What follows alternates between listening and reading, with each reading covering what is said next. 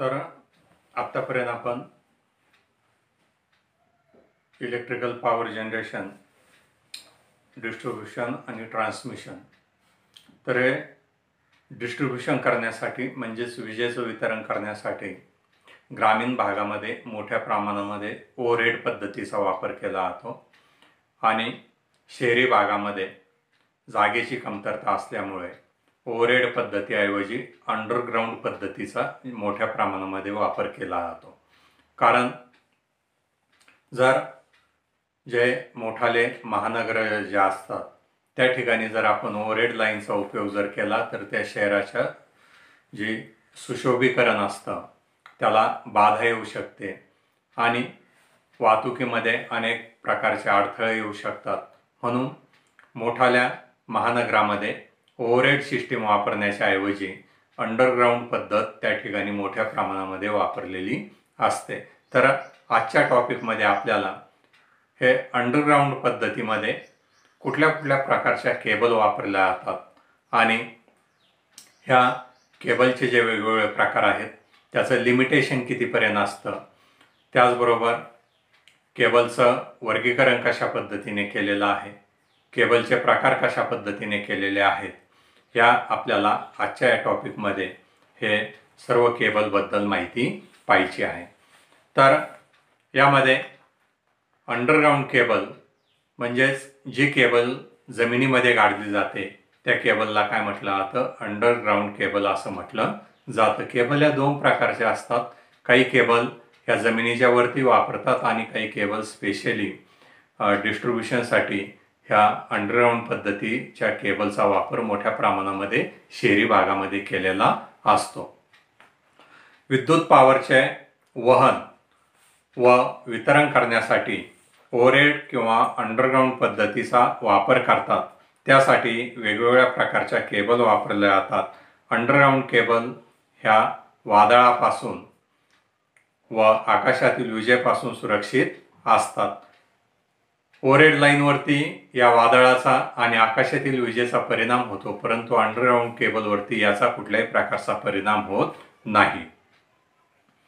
त्याचप्रमाणे underground केबलमध्ये maintenance जे असतं ते मेंटेनन्स सुद्धा आपल्याला कमी प्रमाणामध्ये करावं लागतं, म्हणून याचा मेंटेनन्स खर्च कमी असतो।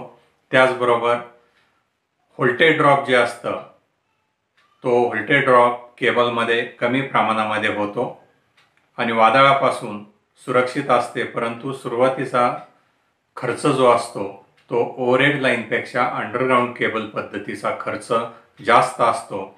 उच्च व्होल्टेजसाठी इन्सुलेशन जास्त जाडीचे वापरावे लागते।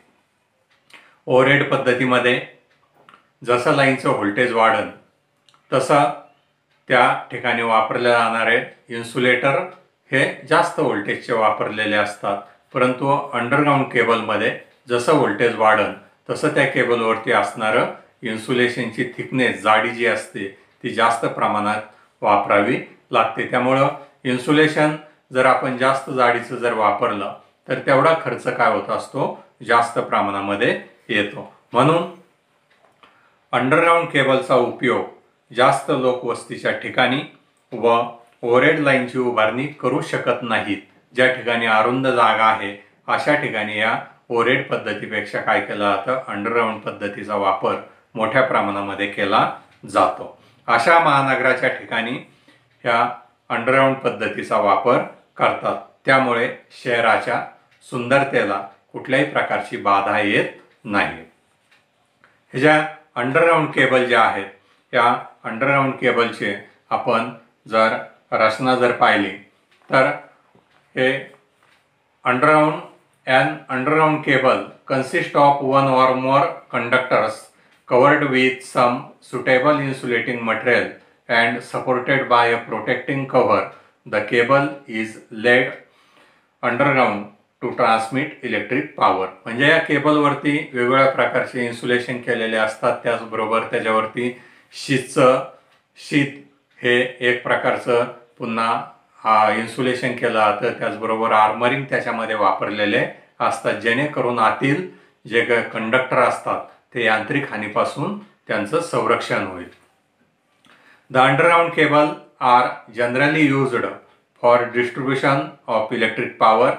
Underground cables are used for the transmission and distribution purpose in urban areas, and also where overhead system becomes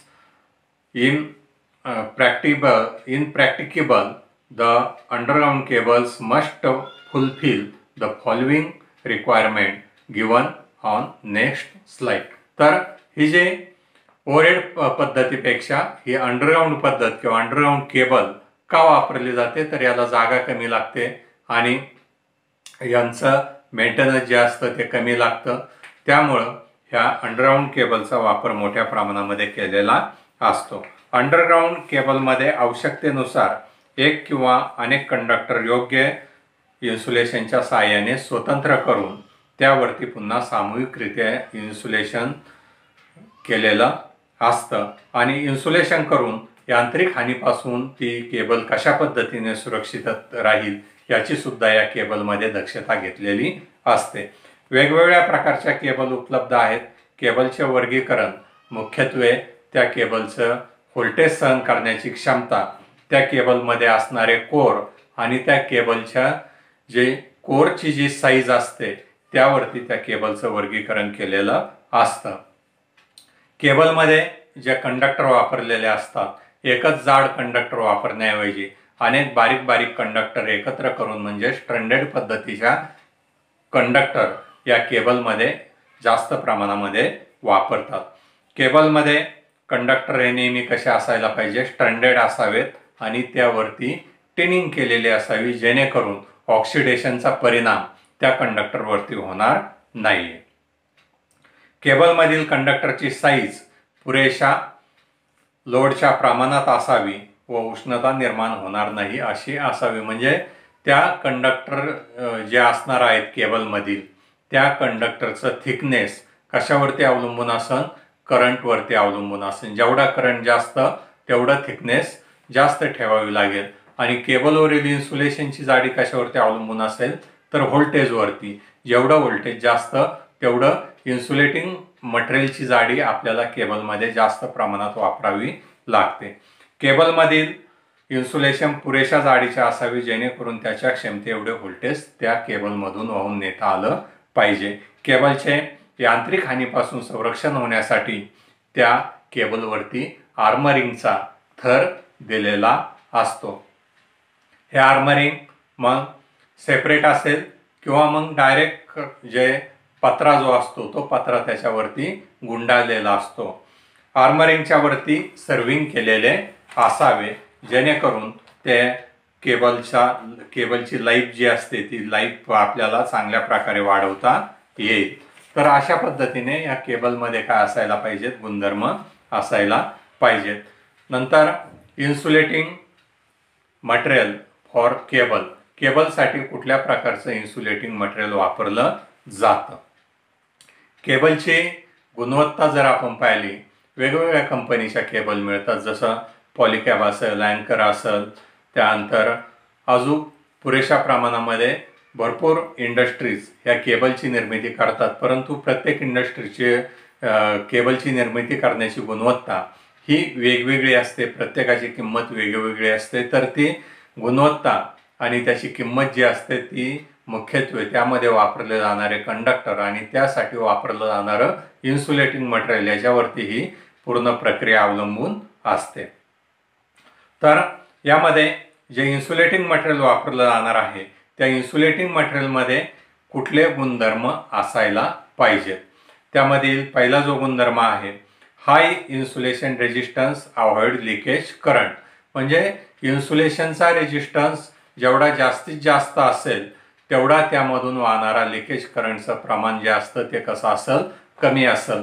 म्हणून हे इन्सुलेशनचा रेजिस्टन्स कसा पाहिजे, नेहमी जास्तीत जास्त पाहिजे. आणि कंडक्टरचा रेजिस्टन्स कसा पाहिजे असतो, कमीत कमी पाहिजे असतो. Second, high dielectric strength to avoid electric breakdown. म्हणजे त्या केबलमध्ये कुठल्याही प्रकारचं ब्रेकडाऊन होऊ नये म्हणून त्या इन्सुलेटिंग मटेरियलची व्होल्टेज सहन करण्याची क्षमता ही नेहमी जास्तीत जास्त असावी. हाय मेकॅनिकल स्ट्रेंथ म्हणजे त्या केबलची ताणशक्ती जी असते ती ताणशक्ती नेहमी जास्त असावी.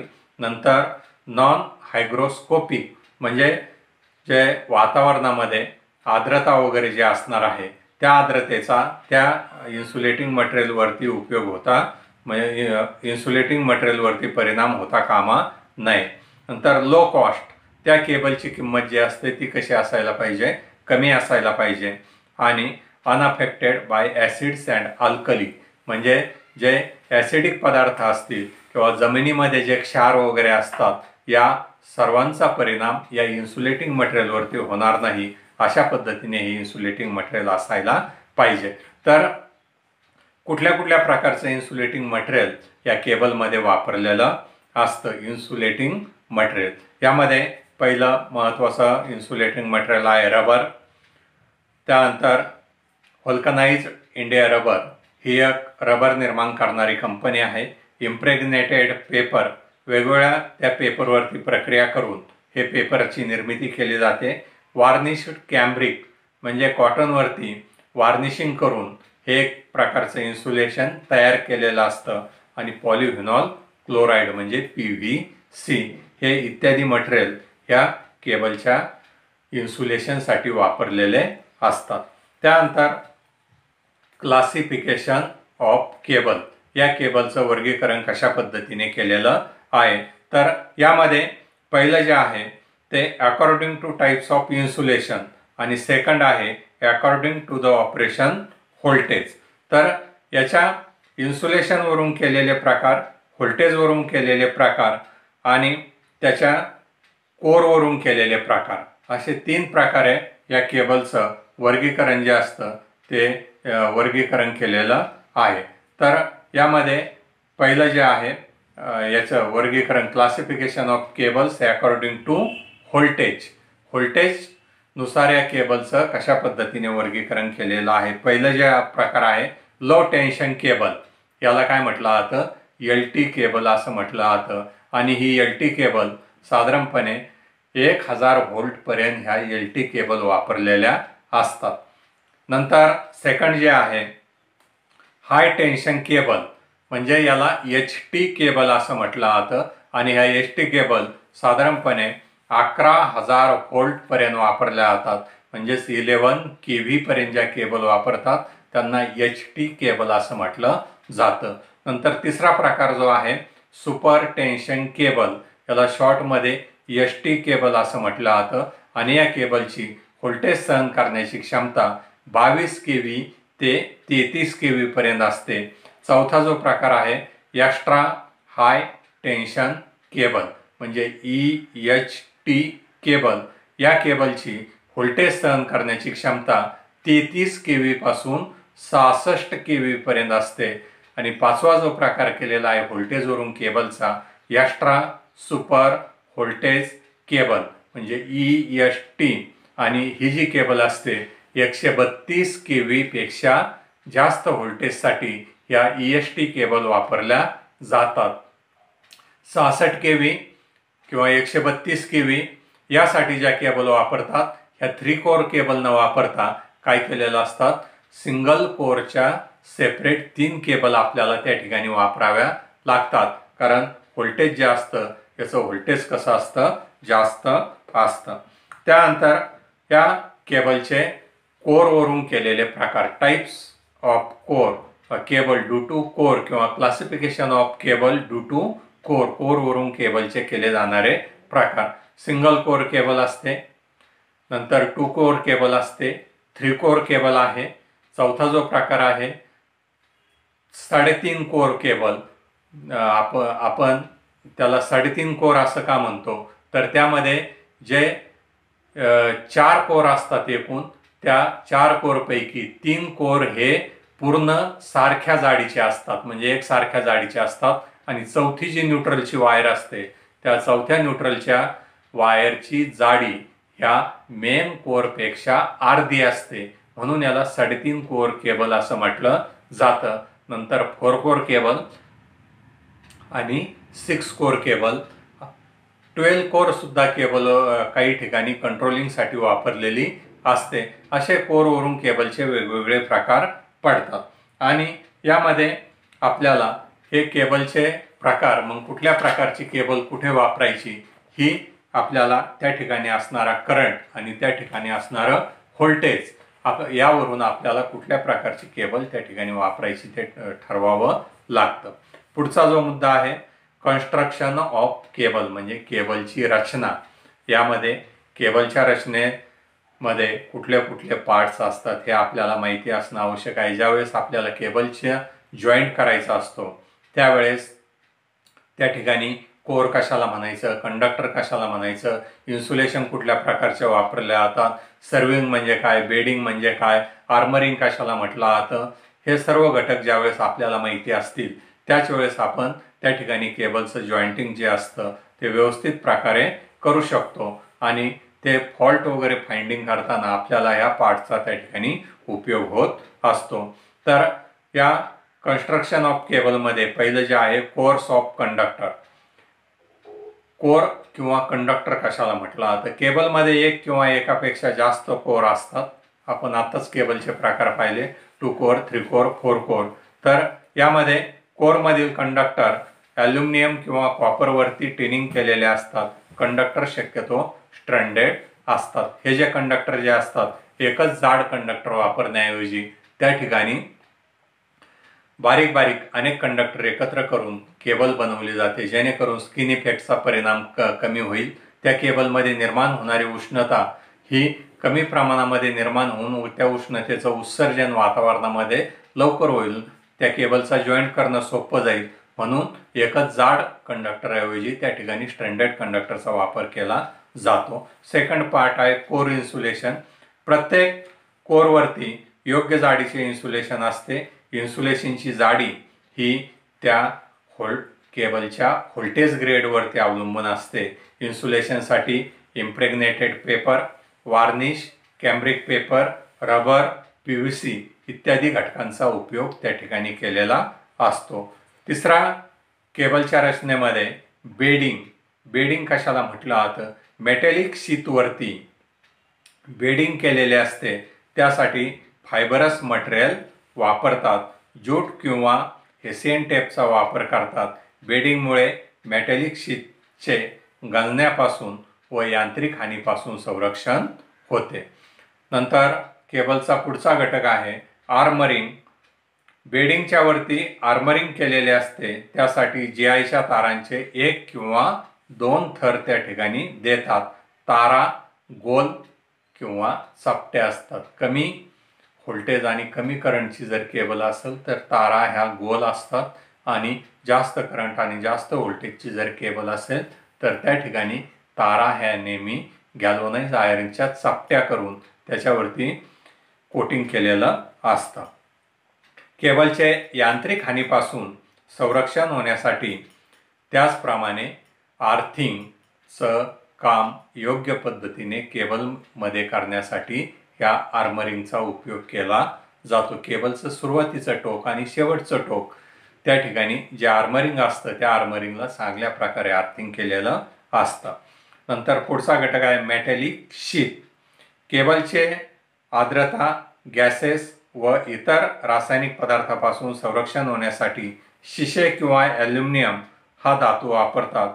कोर इन्सुलेशनवरती मेटॅलिक शीट असते. आणि पुढचा घटक आहे सर्विंग. आर्मरिंगचे वातावरणापासून संरक्षण होण्यासाठी फायबरस मटेरियल जसे ज्यूट वगैरे त्या आर्मरिंगच्या वरती सर्विंग केलेलं असतं आणि त्यामुळे ते आर्मरिंग खराब होत नाही. अशा पद्धतीने कन्स्ट्रक्शन ऑफ केबल. केबलच्या कन्स्ट्रक्शनमध्ये जर आपण पाहिलं तर कंडक्टर आहे, त्या कंडक्टरवरती पुन्हा इन्सुलेशन केलेलं असतं. पुन्हा त्याच्यावरती मेटॅलिक शीट असेल, इन्सुलेशन शीट असेल, त्याचं जॅकेट असेल, बाहेरचं इन्सुलेशन असेल, असं वेगवेगळ्या प्रकारचे याच्यामध्ये आपल्याला त्याच्या कन्स्ट्रक्शनमध्ये ह्या सर्व बाबी लक्षात घ्यावा लागतात. आणि या केबल्स ज्या असतात तर केबल, कुठलीही केबल आपल्याला एखाद्या कामासाठी जर वापरायची म्हटलं तर त्या ठिकाणचा असणारा व्होल्टेज, त्या ठिकाणचा असणारा प्रवाह, त्याचबरोबर किती कोरची केबल पाहिजे आणि ती ओव्हरहेड पद्धतीने वापरणार आहेत की अंडरग्राऊंड पद्धतीने वापरणार आहेत, या सर्व बाबींचा आपल्याला त्या ठिकाणी काय करावा लागतो, विचार करावा लागतो. तर यामध्ये cables for 3 phase supply, 3 phase सप्लायसाठी कुठल्या प्रकारच्या केबल वापरलेल्या असतात. यामध्ये पहिली जी आहे belted cable, second screened cable. या स्क्रीन केबलचे 2 प्रकार पडतात, एच टाईप केबल आणि सेकंड HSL टाईप केबल. आणि प्रेशर केबल, प्रेशर केबलचे पुन्हा 2 प्रकार पडतात, ऑइल फील्ड केबल आणि सेकंड गॅस फील्ड केबल.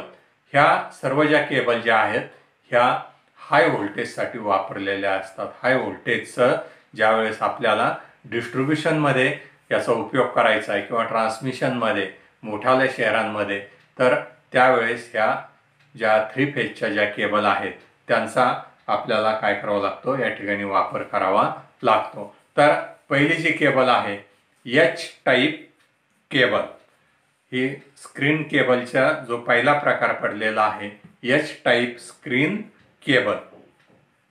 आपण स्लाइडमध्ये जर पाहिलं तर यामध्ये या स्लाइडमध्ये दोन्ही केबल एच टाईप आणि HSL टाईप या दोन्ही केबल इथं शेजारी शेजारी दाखवलेल्या आहेत, जेणेकरून याची रचना आणि दोन्हीमधील फरक आपल्याला लगेचच लक्षात येईल.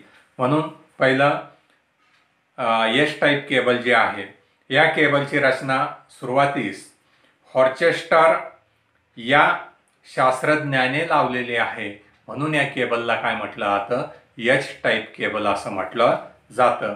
त्यामुळे या केबलचा एच टाईप केबल असा उल्लेख केला जातो.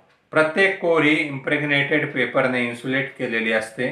कोर इन्सुलेशनवरती ॲल्युमिनियम किंवा कॉपरच्या साहाय्याने स्क्रीनिंग केलेले असते. कोर इन्सुलेशनवरील स्क्रीनिंग एकमेकास स्पर्श करते.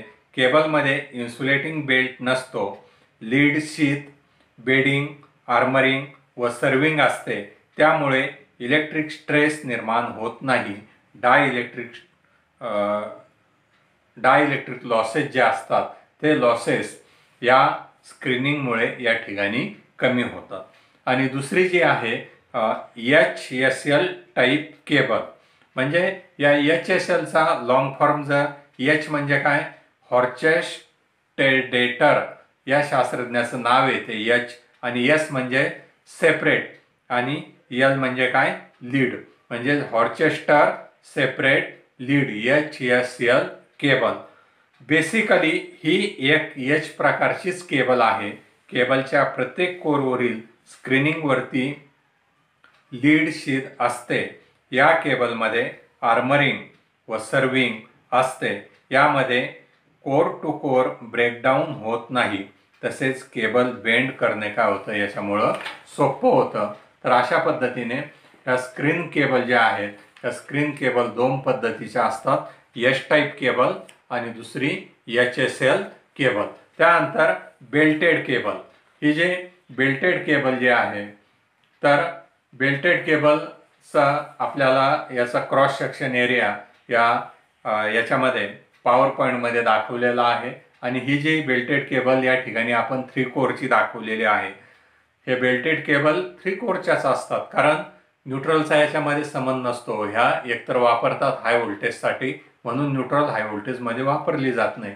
आणि याच्या क्रॉस सेक्शन एरिया आणि त्याचबरोबर याची रचना आपल्याला पॉवर पॉईंटमध्ये दाखवलेली आहे. बेल्टेड केबल या प्रकारच्या केबल 11 kV व 22 kV साठी वापरतात.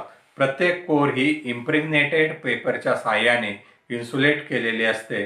सर्व कोर इन्सुलेशनवरती एकत्रित पुन्हा पेपर बेल्ट गुंडाळलेला असतो. इन्सुलेशन कोरमधील गॅप ज्यूटच्या साहाय्याने भरलेली असते. लीड शीथवरती पेपर बेल्ट गुंडाळलेला असतो. यावरती आर्मरिंग केलेले असते. आर्मरिंग वरती पुन्हा सर्विंग केलेले असते. या केबलचा उपयोग शक्यतो लो व मीडियम व्होल्टेजसाठी केलेला असतो. तर ह्या ज्या केबल ज्या आहेत ह्यांना आपण सॉलिड केबल म्हणू. मग ती सॉलिड केबलमध्ये बेल्टेड केबल असेल किंवा मग स्क्रीन केबल असेल, कारण याच्यामध्ये दुसरा घटक वापरलेला नाहीये. या सॉलिड केबलला काही काय असतात, मर्यादा असतात आणि त्या मर्यादा आपल्याला त्या व्होल्टेजपर्यंतच काय कराव्या लागतात, पाळाव्या लागतात. म्हणून limitation of solid type cable, या सॉलिड टाईप केबलवरती ज्या लिमिटेशन आहेत, बेल्टेड केबल व SL प्रकारच्या केबलवरती सॉलिड इन्सुलेशन असते, त्यामुळे यांची क्षमता फक्त 66 kV पर्यंतच असते. मग या बेल्टेड केबल किंवा स्क्रीन केबल हे किती kV पर्यंत वापरल्या जातात? फक्त 66 kV पर्यंत. केबल कंडक्टरमधून प्रवाह वाहताना कंडक्टर गरम होतात, त्यामुळे इन्सुलेशन प्रसरण पावतो, त्यामुळे इन्सुलेशन डॅमेज होण्याची शक्यता असते. जेव्हा लोड कमी होतो तेव्हा कंडक्टरमधील तापमान कमी होऊन इन्सुलेशन आकुंचन पावतात. इन्सुलेशनला कधी कधी बारीक बारीक होल पाडतात, त्याला पिन होल असं म्हटलं जातं. त्यामुळे इन्सुलेशनमधून बाहेरची हवा किंवा पाणी जर आतमध्ये गेलं तर त्या केबल खराब होण्याची शक्यता असते आणि हवेमधील आर्द्रतेमुळे आतील कंडक्टर खराब होतील. म्हणून ह्या ज्या केबल असतात सॉलिड टाईप केबल, ह्या फक्त 66 kV साठी वापरल्या जातात आणि त्यापुढील व्होल्टेजसाठी जर आपल्याला केबल जर वापरायचे असतील तर मग ह्या प्रेशर केबल वापराव्या लागतात. तर 66 kV पेक्षा जास्त व्होल्टेजसाठी सॉलिड केबल वापरणे योग्य नाही, त्यामुळे 66 kV पेक्षा जास्त व्होल्टेजसाठी प्रेशर केबल वापरल्या जातात. आणि यामध्ये प्रेशर केबलमध्ये पुन्हा 2 प्रकार पडतात, ऑइल फील्ड केबल आणि सेकंड गॅस फील्ड केबल. तर पहिली जी आहे ऑइल फील्ड केबल, तर ही ऑइल फील्ड केबल या ठिकाणी आपल्याला याच्यामध्ये ड्रॉइंगमध्ये समोर दिसतेच आहे. ऑइल फील्ड केबलमध्ये कशाचा वापर केलेला असणार आहे? ऑइलचा वापर त्या ठिकाणी केलेला असणार आहे. या प्रकारच्या केबलमध्ये ऑइलसाठी डक्ट्स असतात, त्यामुळे ऑइलचे सर्क्युलेशन होते. कंडक्टर कोरवरती इन्सुलेशन करून पुन्हा पेपर गुंडाळलेला असतो, यासाठी इम्प्रेग्नेटेड पेपरचा उपयोग केलेला असतो आणि त्यामध्ये त्या डक्ट्समध्ये काय करतात? ऑइल वापरतात. ऑइलमुळे इन्सुलेशन तसेच केबल थंड राहण्यास मदत होते. मग यामध्ये ऑइल कुठलं वापरायचं? तर यामध्ये मिनरल ऑइलचा वापर केलेला असतो. या केबलची किंमत जास्त असते, तसेच केबल लाईनसाठी सुद्धा जास्त खर्च येतो. या केबलचा जॉईंट करणे अवघड असते. का अवघड असेल? तर ऑइल वगैरे जर लिकेज राहिलं तर त्या ऑइलचा उपयोग होणार नाही. नंतर सेकंड जे आहे गॅस फील्ड प्रेशर केबल. तर गॅस फील्ड प्रेशर केबलचं सुद्धा इथं स्लाइड आपल्या समोर आहे. सॉलिड केबलमध्ये गॅसचे आयोनायझेशन होऊन पोकळी निर्माण होते. ती पोकळीमुळे इन्सुलेशन खराब होते. पोकळी कमी करण्यासाठी गॅस प्रेशर केबल वापरतात. या केबलची डिझाईन हॉक्स्टेटर, होगल अँड बाउडन यांनी केलेली आहे. आतील कंडक्टरचा शेप या केबलचा त्रिकोणी असतो. लेड शीटची जाडी सॉलिड केबलपेक्षा 75% असते. त्रिकोणी आकारामुळे केबलचे वजन कमी होते. केबलमध्ये नायट्रोजन गॅस भरलेला असतो. तर गॅस फील्ड केबल जे असते त्यामध्ये कुठल्या प्रकारचा गॅस भरलेला असतो? तर त्यामध्ये नायट्रोजन हा गॅस भरलेला असतो. या केबलची किंमत जास्त असते. केबलचा जॉईंट करणं अवघड असतं, कारण हा गॅस जो असतो हा गॅस त्या ठिकाणी लिकेज राहता कामा नये. तर या मध्ये जे गॅस फील्ड प्रेशर केबल जे आहे, an inert gas like N at high pressure is introduced lead sheet and dielectric. Gas like SF6 is also used in cable. म्हणजे या केबलमध्ये नायट्रोजन हा गॅस वापरतात. त्याचबरोबर सल्फर हेक्झाफ्लोराइड हा गॅस सुद्धा त्या ठिकाणी वापरलेला असतो आणि याचं प्रेशर जे असतं, pressure is about 12 to 15 atmosphere आणि याचा working power factor is also high. या केबलचा पॉवर फॅक्टर सुद्धा नेहमी कसा असतो, जास्त असतो. तर अशा प्रकारे ही गॅस फील्ड प्रेशर केबलची रचना आपण या ठिकाणी पाहिलेली आहे. Types of cable due to insulation. इन्सुलेशनवरून केबलचे केलेले प्रकार. पीव्हीसी इन्सुलेटेड केबल म्हणजे याच्यावरती पीव्हीसी म्हणजे काय, पॉलिव्हिनॉल क्लोराईडचं इन्सुलेशन वापरलेलं असतं. MI cable mineral insulated cable म्हणजे MI cable. PILC cable. PILC cable म्हणजे काय, paper insulated lead cover cable. नंतर XLPE केबल. XLPEचा लॉंग फॉर्म काय होतो, क्रॉस लिंक पॉलीइथिलीन केबल. आणि त्यानंतर PILCDTA cable, paper insulated lead cover double tape armouring cable. अशा पद्धतीने हे जे केबलच्या रचना ज्या आहेत, या प्रत्येक केबलच्या रचना आपल्याला या स्लाइडमध्ये दाखवलेल्या आहेत. तर यानंतर specification of underground cable. Underground cable जर आपल्याला बाजारातून विकत घ्यायची असेल किंवा त्याचं काही वर्गीकरण वगैरे सांगायचं असेल तर आपल्याला काय काय माहिती पाहिजे असतं. यामध्ये इंडियन स्टँडर्ड रेफरन्स IS 694-1977 हा स्पेसिफिकेशन नंबर माहिती पाहिजे. Manufacturer name, brand and trademark हे माहिती पाहिजे. Types of cable and voltage grade, किती व्होल्टेजसाठी आपण ती केबल वापरणार आहोत. नंबर ऑफ कोर, किती कोरची पाहिजे. Cross section area of conductor, त्या कंडक्टरची साईज किती पाहिजे. त्यानंतर केबल कोड, प्रत्येक केबलचा कोड वगैरे असतो तो आपल्याला माहिती पाहिजे. कलर ऑफ कोर, कुठल्या कलरचे कोर पाहिजेत, मग त्याच्यामध्ये रेड, येलो, ब्ल्यू, त्याचबरोबर ब्लॅक हे वेगवेगळ्या प्रकारचे कोर येतात. नंतर कंट्री ऑफ मॅन्युफॅक्चर, कुठल्या देशामध्ये त्या केबलची निर्मिती झालेली आहे. इयर ऑफ मॅन्युफॅक्चर, कुठल्या वर्षी त्या केबलची निर्मिती केली. ॲप्रॉक्सिमेट ग्रॉस वेट, त्या केबलचं 1 मीटरला असणारं वजन. आणि direction of rotation of drum, cable जी येते ती मोठ्याल्या केबल या नेहमी ड्रमवरती गुंडाळून येतात आणि एकूण त्याचं वजन वगैरे हे सर्व स्पेसिफिकेशन जोपर्यंत आपण त्या ठिकाणी देणार नाही तोपर्यंत आपल्याला योग्य प्रकारची केबल जी असते ती केबल काय करता येणार नाही, खरेदी करता येणार नाही.